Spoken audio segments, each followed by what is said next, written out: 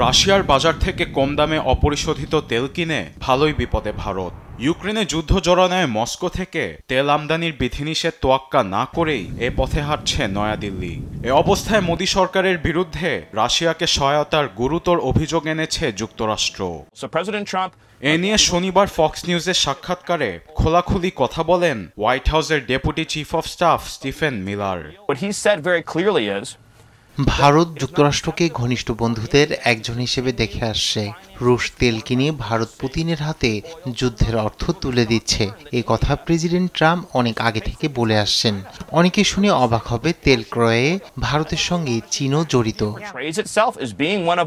President ট্রাম্পের সঙ্গে মোদির বন্ধুত্ব বেশ পুরনো, ফলে ভারতে 25% মার্কিন শুল্ক আরোপ সহ যেসব বিষয় সমস্যা রয়ে গেছে এ নিয়ে কূটনৈতিক সমাধানে জোর দিয়েছেন এ কূটনীতিক। তেল ক্রয় বিধিনিষেধ থাকলেও ভারতের কোনো কোম্পানির ওপর নিষেধাজ্ঞা নেই যুক্তরাষ্ট্র, ফলে ওয়াশিংটনের কৌশলগত চাপ সত্ত্বেও নয়াদিল্লি পিছু হটবে না বলে মনে করছে মোদির ঘনিষ্ঠ একাধিক সূত্র। আরবেদ আফসার, নিউজ ডেস্ক, দেশ টিভি।